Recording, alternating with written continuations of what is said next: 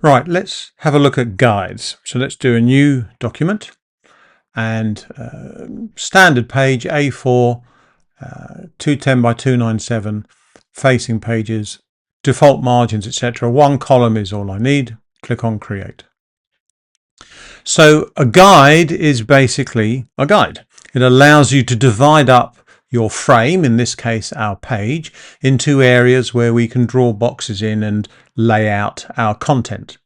The guides, as opposed to grids or columns, you can put anywhere you like, and they are basically free-floating rulers.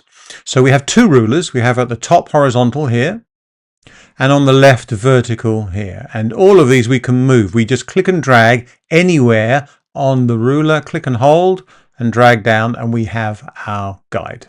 And as you can see, as I move up and down, we have a HUD, a heads up display that tells me the exact millimeter I'm on. And if I click off, see it goes cyan. If I click on it, it's selected. And let me go up to the window menu. Make sure your workspace is set to Essentials Classic. And you might need to reset Essentials Classic. There you go, because I want to see the options up here. And so click off. We've got the normal options. Click on the guide. There's not much. The only things you can do with the guide is lock them or change the number. So I could click here and type in 40 for 40 millimeters or whatever I want, so I can be absolutely precise. And it's up to me how many guides I want, and I can just keep on dragging them down. Notice I'm pairing them up.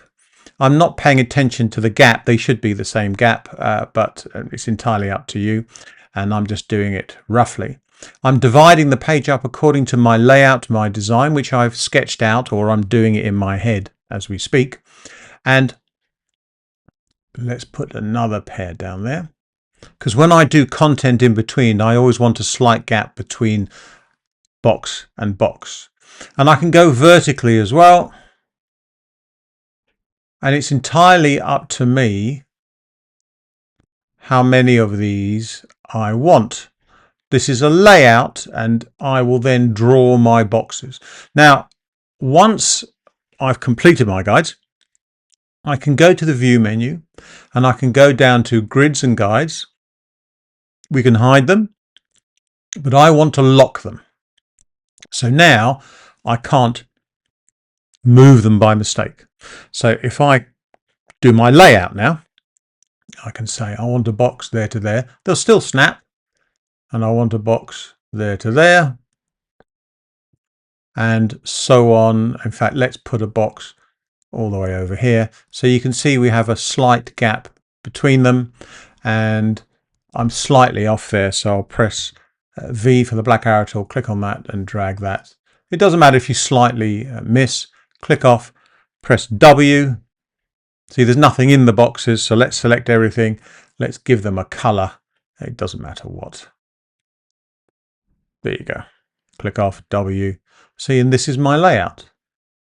I can change the guides. I can move the guides at any time. The objects won't change, but the guides can. But don't forget, go to View, go down to Grids and Guides, and take off Lock Guides.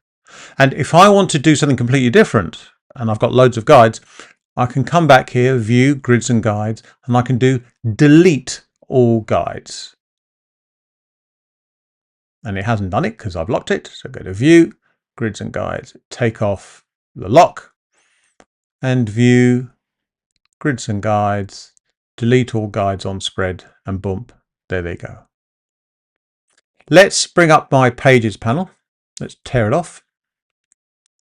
Get rid of the other panel. And let's make the thumbnails a bit bigger. Go down to the hamburger menu, panel options, and let's set them to large and do OK. In fact, let's do extra large and do OK. Here we go. Let's do 2 new pages. So now we have a spread. Now, if I drag a horizontal ruler, notice it's only affecting one page, the verso page, the left page. However, if I want a guide for both, I click and drag down, don't let go, move my cursor to the left outside the Verso page, and now you can see the line is going straight through the Verso to the Recto page, the left to the right. And now I've got a guide across the whole spread. I can, of course, do this on my parent as well. If I double click on a parent, I can do the same. So maybe I want a heading area, something like that. And I haven't bothered locking them, but if I go to page 2, you can see they're here, but I can't actually access them unless I go back to the parent or I free up my master items, which I won't do here. But the others I can play around with and delete and so on and so forth. So guides are very, very useful, and they are part of your design. But if you want something a bit more complex, let's go up to a parent, delete these. Here we go. And let's go up to layout, and we've got, well, if I go to ruler guides, I can change the color, and the view threshold is if I zoom out too much, I won't see them. So I can change the percentage, but I normally leave that alone. It doesn't matter. But if you go to layout and create guides, now we have an option to remove everything that's there, and I can type in a number. So let's say 20 for rows, and let's say 20 for columns. The gutter we'll leave alone at 5 mil. In fact, let's bring it down to 3. And we have a choice. We can fit it to the margins or the page. I don't want to fit it inside like columns to the margins. I want to fit it to the page. And if I click on preview, and that's my layout. You can see the gutter here, you see. And if I reduce the gutter down even more, you get the idea. And if I do OK, now I can create my boxes for content, and I can snap to usually whole numbers of your layout. And this is my design. This is my organization.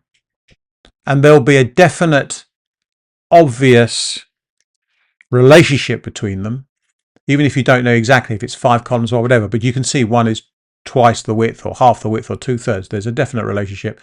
And if I give myself a color of whatever, click off W key, and you can see, and that's me creating my layout.